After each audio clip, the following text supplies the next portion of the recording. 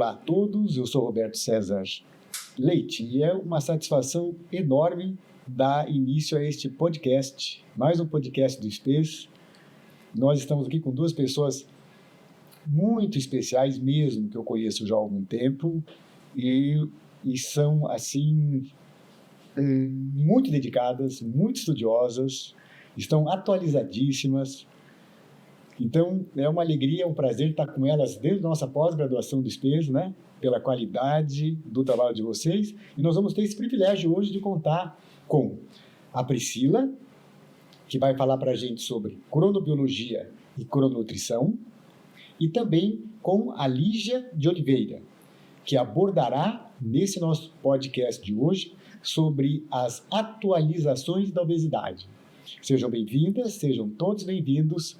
E eu começo com a Priscila, que é um tema mais ou menos novo, né, Priscila? Cronobiologia, crononutrição. Sim. O que é isso e como isso é útil no mundo da terapia, da osteosarcopenia, da obesidade? Boa tarde, obrigada pelo convite. É um prazer estar aqui com vocês e principalmente participar do corpo docente da pós-graduação do SPES. E sim, ele é um tema relativamente novo, até virou um boom de estudos desse tema em várias áreas da nutrição e da medicina agora, porque antigamente se falava muito da importância do sono como repouso físico, como repouso mental. Só que com o avanço da ciência e dos estudos, percebeu-se que vai além disso, porque a gente consegue resgatar o sistema hormonal, resgatar o metabolismo durante aquelas horas de sono. Então, por exemplo, a cronobiologia, ela é um ramo da ciência que ela estuda os ritmos biológicos e metabólicos do organismo. Nosso organismo funciona por ritmos, células funcionam por ritmos, liberação hormonal tem o seu ritmo também. Formação, a absorção de nutrientes segue o ritmo, tudo com base no ritmo de sono e vigília, o período que estamos acordados com o período que estamos dormindo, né? E respeitar essa condição metabólica de cada um é muito importante, porque quando a gente vai fazer uma intervenção nutricional, não adianta só fazer um cálculo de uma dieta maravilhosa e a pessoa não tem o descanso fisiológico do corpo dela. E não adianta também o descanso não ser proveitoso. Então, a pessoa precisa passar por todas as 4 fases do sono. Nosso sono é composto de ciclos, né? Então, nós temos a fase não REM, que são 3 ciclos, e a fase REM, que é um ciclo só.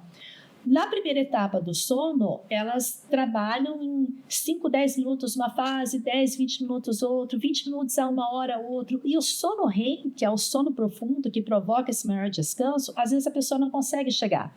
Só que aí, se ela desperta e ela volta a dormir, essa fase do sono REM, ele vai ser encurtado e cada vez mais encurtado. E dificilmente a pessoa vai ter o descanso, o repouso metabólico que ela precisa para fazer a renovação celular, para fazer a renovação hormonal, para todas as funções fisiológicas se restaurarem, para quando a pessoa entrar em vigília, acordar, ela começar com um ritmo bom, ou seja, o cortisol lá em cima para dar aquela despertada, melatonina reduz. Então, essa dança hormonal, ela só acontece quando a gente tem qualidade no sono.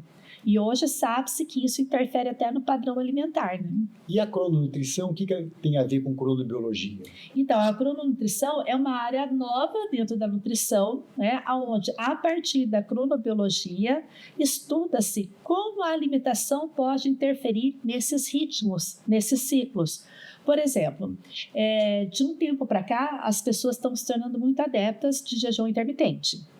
Então, você vê na internet, curso de jejum intermitente, entra no meu programa, mas não é para todo mundo, porque tem pessoas que funcionam muito bem quando não se alimentam de manhã, e vão se alimentar, vamos supor, na hora do almoço, fazem a última refeição entre 6 e 7, e o corpo segue o metabolismo dele em homeostase, tá? Mas existem pessoas que já por alterações que ela vem passando, isso não é viável. Existem pessoas, por exemplo, que se fizer o jejum intermitente, pular o café da manhã, elas vão desenvolver uma compulsão no final da tarde, porque elas vão desequilibrar o eixo da grelina e da leptina que regula o centro da fome e saciedade. Então, nada é para todo mundo. E como saber, por exemplo, como que você sabe se o jejum intermitente é bom ou não para aquela pessoa? Aí a gente faz um rastreamento metabólico dentro da nutrição integrativa, que é o que eu faço. Eu tenho todo o meu método de avaliação, onde eu vou avaliar a parte fisiológica, metabólica, né, comportamental e emocional da pessoa. Então, dependendo das questões emocionais que ela tem, ela pode ser de um cronótipo mais vespertino, que seria aquela pessoa que liga no 220 a partir das 5, 6 horas da tarde. Ela quer produzir à noite o que ela não produziu o dia inteiro e vai comer durante a noite. Então, ela vai interromper descargas hormonais importantes que a gente tem à noite, como a liberação de GH, por exemplo, do hormônio de crescimento, que faz a renovação celular nossa de uma maneira geral. E outras questões, a liberação de glutationa, que é um excelente antioxidante. Então, tem uma série de fatores que vão prejudicar o metabolismo. Aí, o que você vê? A pessoa fica mais cansada, ela não perde peso, ela perde massa muscular, porque o corpo não se refaz à noite.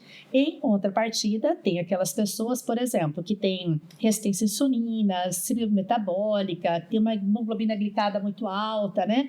Então, essas pessoas, elas até se beneficiam, mas se elas forem de um cronótipo também mais matutino, ou seja, aquela que dorme cedo e acorda cedo, porque o sono faz a função reparadora dela. Aí você pode entrar até com um jejum intermitente, porque essa flutuação glicêmica, ela vai reduzir. E ela reduzindo a flutuação glicêmica, ela vai diminuir todos esses índices e o corpo vai voltar a queimar, a trabalhar, vai começar a emagrecer, literalmente, sem aquela perda muscular tão grande como seria se ela não dormisse bem, né? E Lígia, dentro da crononutrição, tem melhores horários do dia para se comer, visando saúde metabólica? Essa coisa de não jantar, ou que horários são melhores para uma saúde metabólica ideal? Primeiramente, queria agradecer, né, o convite da SPES por estar hoje nesse podcast e também por fazer parte do corpo docente da pós-graduação de obesidade. É um prazer estar aqui também, fazer parte desse corpo docente. Sim, faz todo o diferencial no dia a dia e a gente tem que trabalhar isso, né, na nossa clínica. Tem um estudo interessante de 2013, mais ou menos, que ele fala justamente isso. Então, se dividiu em 2 grupos, mulheres, né, de 93 mulheres, e foi dada a mesma quantidade de calorias para esses 2 grupos, né? Então, só que um grupo se deu 700 calorias de manhã, 500 calorias à tarde e 200 à noite. E o outro grupo se fez ao contrário, 200 calorias de manhã, 500 calorias à tarde, 700 à noite. E o grupo que fez, foram a mesma quantidade de calorias no total, o grupo que fez uma densidade calórica mais matutina se beneficiou, teve perda de peso, e o outro grupo não. Justamente por respeitar todo esse ciclo hormonal, né, e esse ciclo do corpo, em que a liberação de mais enzimas e mais hormônios específicos para uma utilização melhor dos nutrientes no dia, no período matutino, do que à noite. À noite, nosso corpo quer descanso, né? E considerando, por exemplo, você veja que a produção do suco gástrico, do ácido clorídrico, diminui 10, 20, 30 vezes depois de 6, 7 da tarde. Perfeito. E sem contar também que a resistência insulínica é muito maior, justamente, né, no período da noite. Justamente. Então, você coloca o alimento ali, você não vai digerir, não tem suco digestivo suficiente. E não tem Outro insulina. ponto, vai aumentar super a insulina, daí está feito a encrenca, né? Exato. Tem um outro estudo interessante, doutor, que se colocou pacientes, né, com uma infusão de glicose em 24 horas e verificou justamente isso. À noite, eles faziam hiperglicemia. né? A infusão era a mesma, mas à noite diminuía a insulina e eles faziam hiperglicemia. Depois começou a se forçar, o organismo ele foi se adaptando e começou a liberar mais insulina à noite também, porque o corpo ele faz isso, ele tenta se regular. Mas uma hora a conta chega, né? A gente fica forçando o organismo a comer à noite, uma hora a conta chega. E depois, mas mesmo com essa insulina sendo a maior liberação à noite, continuava a resistência à insulina, continuava a glicemia alta à noite. Então, é justamente isso, a gente respeitar isso. E hoje o que a gente está fazendo? Uma cronodisrupção. Né? A gente tem um consumo alimentar muito grande à noite. É justamente como a Priscila colocou. As pessoas ficam ao longo do dia querendo comer tudo certinho, tudo muito fit, chega à noite descompensa, e é justamente o horário que o nosso organismo queria pausa, tem essa descompensação, aí não emagrece e não entende o porquê, porque justamente não está respeitando esse ritmo, né? Esse ciclo circadiano do nosso corpo. Do melhor horário de digerir a comida, né? Exatamente. E Priscila, e a flora intestinal, né? Os micróbios estão dentro do intestino, isso tem uma relação com obesidade, com resistência insulínica, com osteosarcopenia? Tem, 100%. Porque o nosso intestino, ele tem eixos com todos os sistemas e órgãos do nosso corpo. Muitos tecidos estão sendo descobertos hoje que tem microbiota própria. Por exemplo, a microbiota da mama de uma mulher com câncer de mama, ela é completamente diferente de uma microbiota de uma mulher que não tem câncer de mama. Estão descobrindo até que a microbiota do sistema vascular está fazendo alterações circulatórias. Imagina o que não faz a microbiota que está ligada ao eixo intestino-coração, intestino-cérebro, intestino-tireoide, intestino-pâncreas, né? Então, quando você regula o microbioma intestinal, você regula toda a produção hormonal, todos os eixos. Então, por exemplo, a pessoa que tem uma microbiota alterada, como eu coloco lá no módulo de microbiota intestinal, primeiro, se ela desequilibra lá, Firmicutes bacteroidetes, ela pode comer a mesma quantidade de caloria todos os dias, mas por esse desequilíbrio da flora, ela vai extrair 150 calorias a mais por dia. Multiplica por 7 dias, por 4 semanas, por anos. Então, ela pode ganhar no mínimo de 12 a 15 quilos no ano, sem fazer nada, comendo a mesma coisa, só porque ela está com uma desbiose importante, uma alteração de microbiota importante.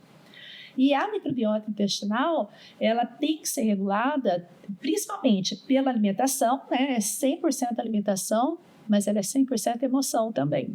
Então, essa visão nossa integrativa é o que faz o sucesso do tratamento. A gente não trata a microbiota com probiótico no primeiro momento. A gente trata com alimentação e controle emocional, que reflete no comportamento da pessoa, né? Exato. Lígia, o jejum tem espaço no tratamento dessas patologias metabólicas? Ao meu ver, doutora, a gente tem que indicar muito bem o jejum. Não é para todo mundo. São, como a doutora Priscila colocou, são para pessoas específicas. Eu acredito que sim, a gente tem que dar pausa, respeitar o momento de pausa, porque essa pausa beneficia não só a cronobiologia, mas beneficia inclusive, tem estudos que fazem que beneficia inclusive a microbiota intestinal. Então, há necessidade de uma pausa alimentar para que a própria microbiota se reorganize. E essa pausa também é importante, essa pausa alimentar também é importante, daí, né, isso reverbera para todos os mecanismos do corpo, que é isso que a gente vê com a cronodisrupção, que não é só que, estou com sono, fico mal no outro dia, vou tentar, não, acaba repercutindo a longo prazo com doenças que a gente tem, inclusive, né, na pós-graduação, né, que é a obesidade, que é as doenças cardiovasculares, câncer, né? Então, a gente, inclusive diabetes mellitus, então a gente precisa respeitar essas pausas, mas o jejum intermitente tem que ser muito bem conduzido por profissionais que sabem, né, sabem fazê-lo e não são para todos os indivíduos. O senhor falou de osteosarcopenia e microbiota, e existe também esse eixo intestino-músculo, né? Porque a atividade física, ela faz uma modulação por si só da microbiota intestinal.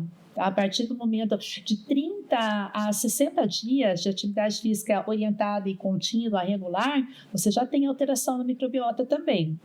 E aí o que acontece? Quando a gente faz principalmente exercício de resistência, tem a liberação de miosinas, inúmeras miosinas, e a principal dela é o BDNF, que mexe até com a neuromodulação. Por isso, aquela sensação de bem-estar e tudo que a atividade física traz. Então, é um conjunto de fatores. A gente não pode tratar a osteosarcopenia somente no âmbito nutricional e medicamentoso. O exercício físico, ele tem a sua ação ali tanto no desenvolvimento da musculatura como na recuperação da microbiota. Nos aforismos de Hipócrates, 400 anos de Cristo, ele já dizia que o homem nunca vai ficar doente se ele começar quando ele tem fome. Já imaginou? Exatamente. E ele dizia assim, o melhor aperitivo que tem, o melhor estimulante digestivo é a fome. Né? E hoje em dia, esse ritmo já não está sendo seguido mais, né? Não. As pessoas não sentem fome porque a quantidade de alimentos processados e ultraprocessados que fazem atrofia de papila gustativa, não é alimento vivo, né, natural, então isso vai mudando o comportamento alimentar. Então a pessoa sempre quer comer alguma coisa, mas ela não sabe o que é. E ela fica beliscando o dia inteiro para achar. Só que esquece que esse belisco engorda. Não tem jeito. Na verdade, no cérebro tem o mesmo local onde a gente tem a fome homeostática, a gente também tem a fome hedônica. Isso. Fica no mesmo local, eles passam pelos mesmos eixos. Então, se confunde o que a gente vê muito, né? Minha especialização é em nutrição comportamental, é essa confusão. O que é a fome hedônica, o que é fome emocional e o que é a fome homeostática. E a gente respeitar. Tem como a gente abordar isso, né? Uma das primeiras coisas que eu ensino o paciente é o que é a fome, o que é a saciedade, o que é a satisfação. Saber definir isso e, às vezes, respeitar e, às vezes, como que eu me sinto se eu não respeitar? Não é sobre não fazer ou sobre fazer, não é 880, né? Em que momento? O que está acontecendo? Qual que é o contexto disso? Como que ele está emocionalmente? Né? O que significa aquele alimento para aquele indivíduo naquele momento? Porque às vezes ele come à noite, como a gente estava abordando, porque ele fica em restrição calórica ao longo do dia ou porque ele chega cansado e o único conforto que ele tem é o alimento. Porque ele está entediado, porque ele está sozinho. Então, a gente tem que entender o significado, o simbolismo daquele alimento, naquele volume, naquele momento, para aquele indivíduo. Então, seria assim, uma associação da psicologia com a nutrição? Justamente. Então, a nutrição comportamental, ela vai mais além da nutrição... Justamente. Básica. Isso. A nutrição comportamental, ela verifica justamente isso, né? Então, nós avaliamos o indivíduo como um todo, biopsicossocial. Então, nós vemos toda essa parte biológica, a crononutrição, a microbiota intestinal, genética, a gente vê, né, exames laboratoriais, porém, a gente também vê que o indivíduo, ele é complexo, né, e ele tem essa parte psicossocial que precisa ser atendida e respeitada, porque ele muitas vezes sabe o que comer. Por que ele não consegue? Porque tem alguma coisa que está impedindo ele, está mudando o comportamento. E tudo isso é comportamento. A alimentação é comportamento, a gente se comporta, né? É um comportamento que nós fazemos repetidas vezes ao longo do dia. Atividade física é comportamento, o próprio sono, o respeito ou não do sono, do horário de sono, o que a gente faz à noite e mudar o comportamento da noite faz todo sentido para que ele faça as pazes, né, com a crononutrição dele. Então, o sono vai melhorar a nutrição dele, a nutrição vai melhorar o sono dele. Então, a gente olhar todos esses parâmetros que é o... E Lígia, eu sei que você estuda bastante esse assunto, por isso que eu te pergunto. Fisiopatologia da obesidade. Porque alguns comem o mesmo que outras pessoas e não são obesas. E tem relação disso, fisiopatologia da obesidade, com neuroinflamação ou não? Sim. Atualmente mudou-se, né? Muitas coisas, a gente modificou a forma que a gente diagnostica a obesidade. Recentemente, em janeiro, no Lancet, foi colocado. Nós agora temos, né, a obesidade clínica e a obesidade pré-clínica. Né? E a gente vai tratar essas obesidades de uma forma diferente. Então, caísse por terra o IMC, como a única forma de diagnóstico da obesidade, hoje a gente vê o indivíduo como a complexidade que ele é. Então, sim, a gente tem, o indivíduo ele tem fatores internos e externos que levam ele para a obesidade, né? Fatores externos, fatores sociais, a própria se ele se alimentou de leite materno ou não, como foi o tipo de parto do indivíduo. Então, muitas coisas influenciam. Internamente também, a fisiopatologia, ela é modificada devido à microbiota, devido à genética, devido a tantos fatores internos no indivíduo, mas também como foi o ambiente social dele, familiar, como que é o ambiente social dele no meio de trabalho. Então, tudo isso acaba alterando. Mas a fisiopatologia realmente é diferente, né? Nós somos seres únicos e por isso que a medicina integrativa vem justamente para ver isso, ver o indivíduo não só. Isso não era fácil, é só dar uma dieta de restrição calórica, como era feita no passado. Tá aqui a dietinha, tira da gaveta, faz e volta daqui 30 dias. E não é bem por aí, né? A gente tem que respeitar essa fisiopatologia. E Priscila, se fala que todo paciente obeso, osteosarcopênico, tem por base uma situação inflamatória, né, no corpo. Isso é real? E como que você aborda isso para corrigir essa inflamação? É muito real, porque o tecido adiposo, ele é um dos maiores liberadores de citocinas inflamatórias no corpo, né? Então, existem parâmetros bioquímicos que a gente analisa, né? Uma PCR, uma interleucina 6, né? Interleucina 10, a gente faz um contraponto para ver como é que está funcionando as duas, como é que está sendo a liberação. E essa inflamação, ela é sistêmica, né? Então, ela é desde uma inflamação intestinal, uma neuroinflamação, ela está, né, o corpo inteiro está inflamado e liberando. Então, a gente tem que tratar de uma forma sistêmica, porque não tem nutriente que vai só para o intestino, só para o fígado, só para o pâncreas. Então, quando a gente faz todo o rastreamento metabólico, análise dos exames laboratoriais e comprova mesmo que aquele indivíduo está 100% inflamado, então nós vamos trabalhar a alimentação, estimular o processo de detoxificação hepática dele, recompor essa microbiota intestinal, dar um suporte no caso do emagrecimento, porque além de citocinas, o tecido adiposo é onde fica guardado toda a toxina do corpo, o agrotóxico que ele consome, aquele metal pesado que veio dos cosméticos, né? Fica tudo acumulado ali, no caso das mulheres, né? Fica tudo acumulado ali. Conforme a pessoa vai emagrecendo, ela vai jogando aquilo na circulação. Então, às vezes, o emagrecimento, principalmente quando ele é muito acelerado, ele gera mal-estar em certas pessoas que estão muito intoxicadas. Então, quando a gente se depara com inflamação, a gente tem que ver que ela tem inflamação e intoxicação junto. Então, o suporte tem que ser feito via alimentação, suplementação, corrigir microbiota, tirar aqueles fatores alergênicos que na maioria das vezes tem, porque a alergia também provoca inflamação no corpo, né? Então, a gente vai abordando tudo, faz um rastreamento, analisa, são inúmeras perguntas que eu faço na consulta, né? A consulta dura de 2 horas a 2 horas e meia, então dá para conhecer bem, porque essa visão integrativa, sistêmica, né?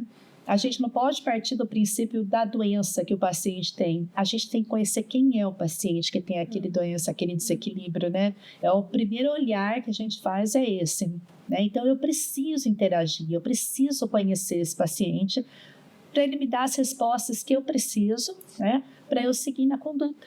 E os fatores psicológicos são tão importantes quanto os fatores nutricionais na obesidade ou não? 100%, porque a pessoa obesa, ela come as emoções dela, tá aqui a doutora para falar melhor que eu, né, especialista, mas ela come as emoções dela, não tem como, né, o que ela estava falando, o paciente, a pessoa chega em casa cansada, ela se sente solitária, sozinha, se separou, era uma pessoa que tinha família, se separou, de repente está morando sozinho, é uma mãe solo, que olha, tem um filho e não tem um companheiro para ajudar. Então, esse contexto emocional vai determinar as escolhas, né, que a pessoa vai fazer.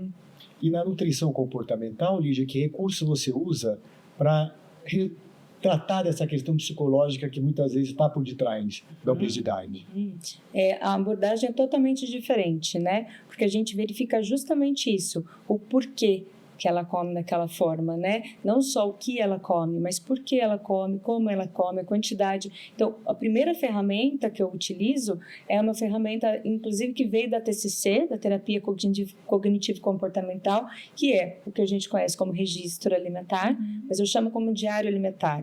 E daí o paciente consegue descrever não só o que ele come, que é super importante para a gente ver toda essa, né, verificar realmente se a nutrição dele está completa, se está adequada, mas também por que ele come aquilo em cada momento. Foi um contexto, foi um fato, ele está fazendo aquilo de forma compulsiva. O que ele sente, né? O que ele sente depois que ele come, o que ele sente? Porque tem pessoa que fala, depois que eu como eu choro.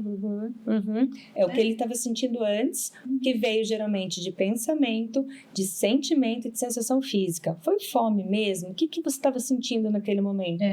E durante o ato e depois. Veio culpa, veio vergonha, que a culpa é diferente da vergonha, né? E claro, né, doutora, nós temos um limite, a gente vai até um limite como nutricionista e né, se a gente vê que tem alguma desregulação da saúde emocional desse paciente, daí a gente encaminha para um psicólogo, claro, para fazer todo o tratamento. E eu trabalho muito junto, né? Ontem mesmo eu atendi um paciente que eu suspeito que é transtorno da compulsão alimentar. E no mesmo momento eu liguei para o psiquiatra e para o psicólogo, vamos fazer uma reunião, porque a gente precisa conversar mais sobre esse paciente. E já estava sendo assistido por esses profissionais, mas tal comer, né, talvez eles estavam abordando outras questões, como a ansiedade, como a família, outros pontos que também influenciam o comportamento alimentar, mas quando ele me falou o que ele estava comendo, a forma que ele estava comendo, me veio um sinal amarelo, já, peraí, pode ser. Né? Eu falo que a gente coloca um óculos diferentes quando a gente trabalha com nutrição comportamental,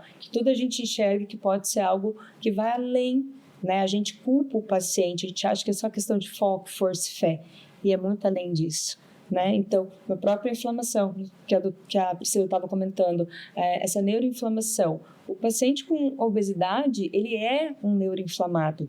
O funcionamento cerebral dele é totalmente diferente. E a gente sabendo disso, a gente vai tratar ele até com gentileza. Ele não vai funcionar da mesma forma que um paciente que não está com obesidade. E o que está por detrás desse, que é muito comum no obeso, as fissuras, o craving? O que está por detrás disso, principalmente? Atualmente até tem uma discussão científica, né? Se existe o termo vício alimentar ou não, né? Hoje ainda não.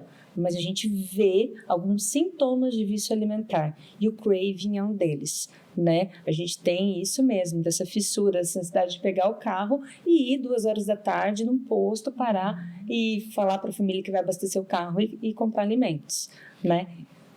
A gente vê, assim, algumas características bem interessantes. A gente não pode comparar. Quando a gente fala em vício alimentar, o grande erro é que a gente compara o vício de substâncias com alimentos. E as substâncias, elas não são necessárias para o corpo, o alimento é. Né? Então, a gente não pode comparar, são coisas diferentes, mas a gente pode detectar alguns indícios ali de que pode ser que tenha realmente uma necessidade com alguns alimentos. E pode ser, sim, por a própria exposição contínua a alimentos hiperpalatáveis. Então, liberação de dopamina, e o que ele quer é aquela dopamina. Ele não tem, muitas vezes, recurso de ter prazer com outras coisas. O único recurso que ele tem, muitas vezes, é o alimento. E é comum também no paciente obeso a desnutrição, né? E a desnutrição pode estar por detrás desses comportamentos? É que é a sarcopenia que a gente fala, né? Realmente o paciente, ele está com excesso de tecido adiposo, mas ele não tem todos os nutrientes. Ele não tem toda a musculatura, não tem, né? Ele realmente funciona de forma diferente. E sim, o paciente que não tem nutrientes suficientes para fazer todas as sinapses, né? O doutor bem fala disso. A sinapse cerebral é dependente de uma série de nutrientes. E se a gente não fornece esses nutrientes, não vai acontecer. A gente quer liberação de substâncias, serotonina, de substâncias que acalmam aquele paciente, que leva o paciente a uma consciência alimentar, e não acontece porque não dá nutrientes, né? Que o padrão alimentar dele é totalmente regido por carboidrato, gordura e pouco nutritivo, né? Poucas vitaminas, minerais e fitoquímicos.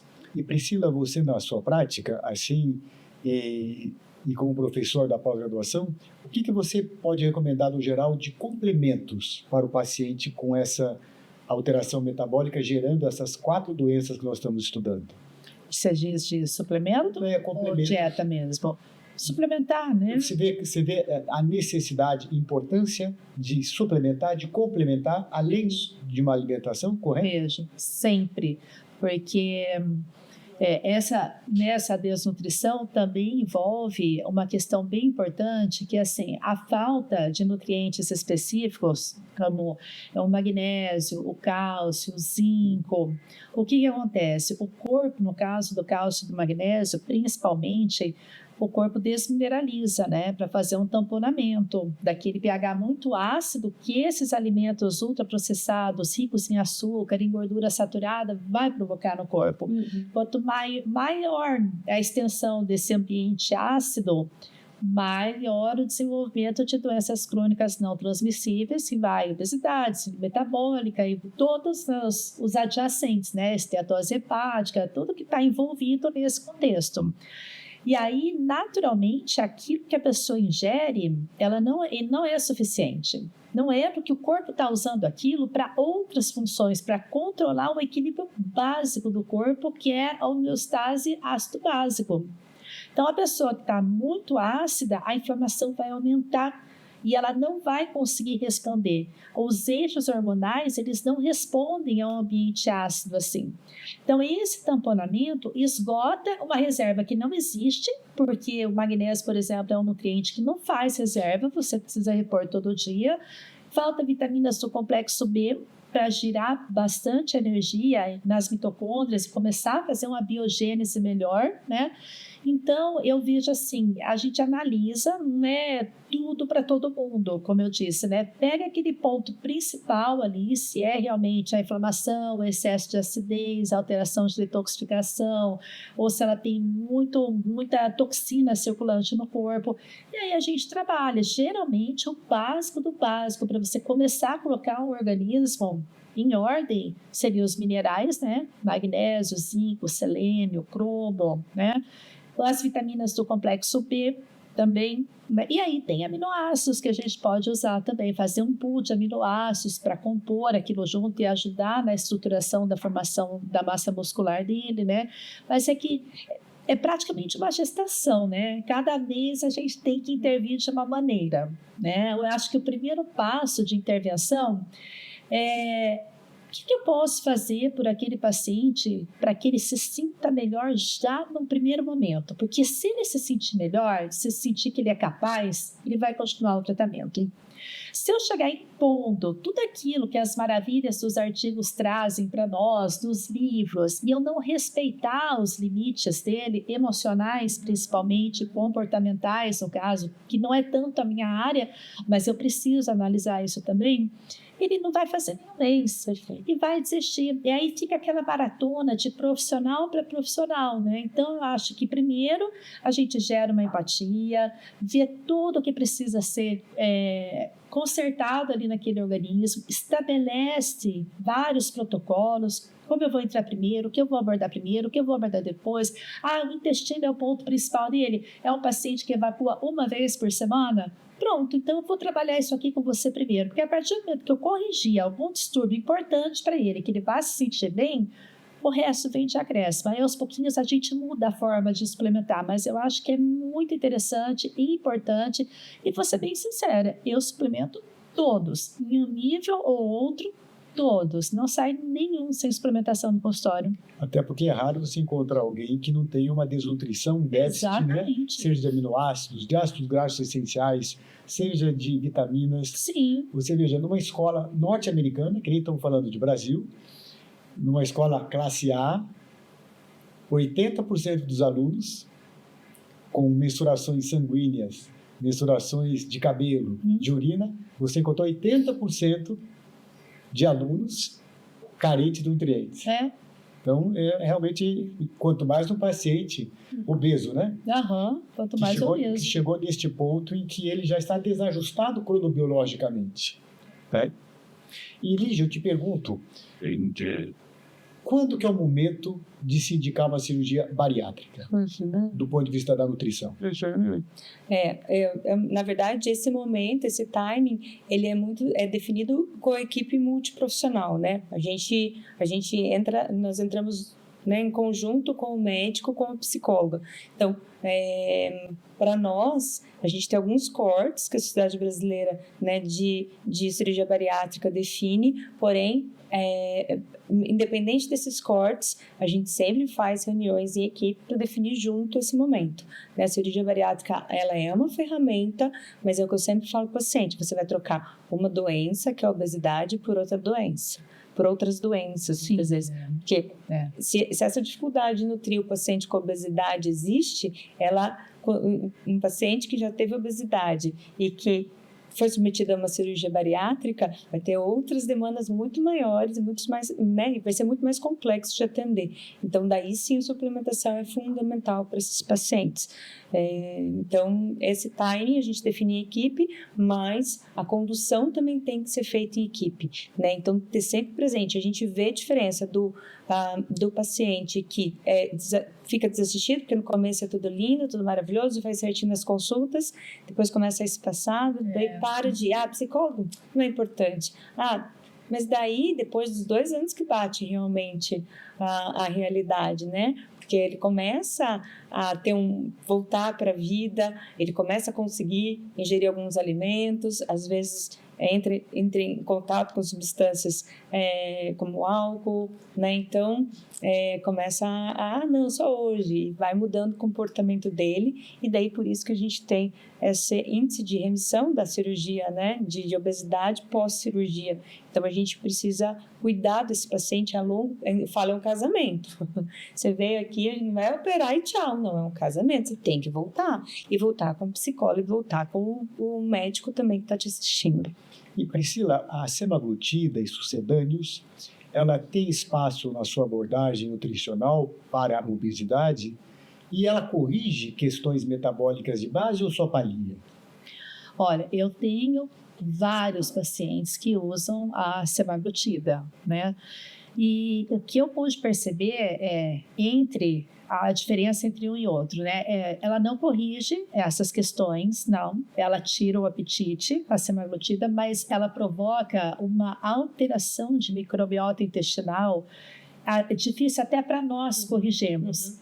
Eu não sei como age especificamente o fármaco ali, mas eu sei que ele provoca uma alteração tão grande que o paciente começa a ficar mais obstipado. E isso, juntamente com o fator saciedade que ela traz, gera um desconforto, porque aquele paciente, dificilmente as pessoas analisam uma microbiota. É um assunto relativamente novo, a gente tem métodos de analisar, mas não é acessível financeiramente para todas as pessoas você fazer um teste, né, uma metagenômica das fezes para analisar a microbiota. Então, a gente não usa isso como rotina em consultório, só em casos mais específicos mesmo. Aí o que acontece? O paciente não sabe como está. E geralmente o paciente chega e fala assim: eu pergunto, né, do hábito intestinal, e ele diz assim: perfeito, mas eu falei, qual é o ritmo de evacuação sua? Uma vez a cada 2, 3 dias. Eu falei, você come também uma vez a cada 2, 3 dias só? Ou você faz 4, 5 refeições por dia? Eu faço 4 refeições. Pois é, então tá errado, né? Então, essa medicação, ao mesmo tempo que ela tira a vontade de comer, né, aquela compulsão e tudo mais, ela prejudica esse lado, no meu ponto de vista, tá? Dos que eu atendi. Pode ser que tenha alguém que se dê super bem, mas eu não observei isso. E essa medicação mais nova agora, a tizepatida, que é o Mounjaro, né? Ele já não tem esse efeito colateral tão grande, porque acho que vai refinando, né, o fármaco. Começou com a liraglutida, depois a semaglutida, né? E aí agora vem a tizepatida e tem o outro que vai lançar o ano que vem. Então, esse agora, eu tenho pacientes que usam e que não fazem alteração intestinal. Não significa que não estão desnutridos, porque eles não comem se não tiver orientação, né? Então, às vezes, a pessoa não consegue comer a quantidade de comida que ela queria, mas a gente tem que complementar com módulos, né? Um módulo de proteína, seja uma proteína do whey protein, uma proteína vegetal, uma proteína do colágeno. Então, assim, ele traz uma facilidade da pessoa controlar a ingestão calórica, né? Mas ele não trabalha essa outra parte, não. Você precisa suprir os nutrientes sempre. E bem mais do que se não usasse, né?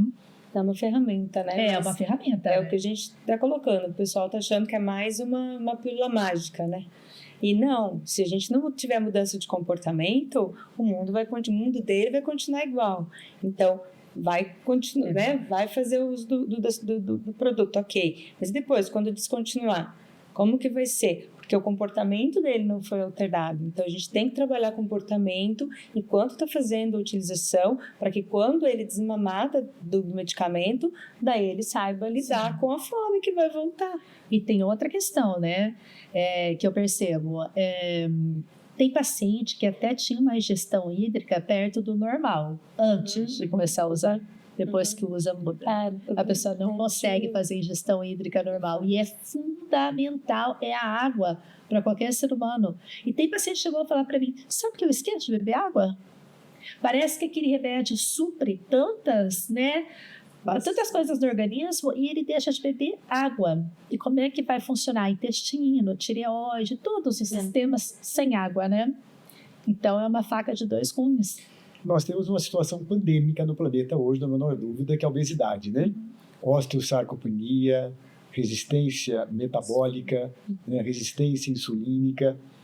E isso parece que ao invés de diminuir, cresce cada vez mais. Né? Parece que os instrumentos que a gente tem em mão não estão sendo suficientes, porque cresce e fica mais pandêmico a cada dia. Sim. Por isso que eu vejo a importância de reunir profissionais da qualidade de vocês e outros para a gente poder pós-graduar o médico, pós-graduar o nutricionista, pós-graduar todo mundo que quer aprofundar o máximo possível esse entendimento. Porque não dá mais, seja um médico, seja um nutricionista, não ter assim uma formação ideal para trabalhar com essas patologias, porque afinal de contas são essas patologias que são buscadas em mais de 80% dos casos dentro da medicina, né? Então, eu fico muito satisfeito de poder estar aqui com vocês, poder a gente estar somando os nossos conhecimentos para criar realmente uma pós-graduação de qualidade, porque todo mundo precisa saber disso. Se ainda não fosse para os seus pacientes, para si próprio, e se não fosse para a sua especialidade, mas qual é a especialidade que não é atingida por essas questões que nós estamos falando nesse momento, né? Então, é um privilégio muito grande que a gente possa reunir pessoas que possam nos ensinar realmente como trabalhar com essas questões, né? Você pensa assim também, Lígia? Sim. A obesidade, ela é complexa, ela é multifatorial.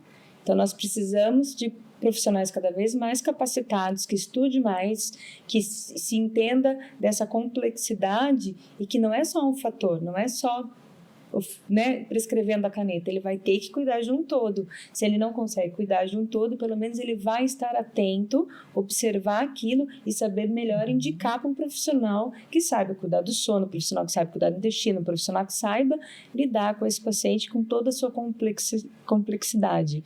Então, justamente, não tem como parar, não adianta querer usar as mesmas ferramentas que nós usávamos, que o mundo está mudando e os pacientes estão cada vez, né, infelizmente a epidemia da obesidade está aumentando, então a gente tem que lidar e a gente tem que combater a obesidade e não o indivíduo com a obesidade. A gente tem que acolher esse indivíduo com obesidade e combater a doença, né? E uma pós-graduação como essa, com toda, né, essa visão integrativa, com toda essa visão dessa complexidade, é fundamental.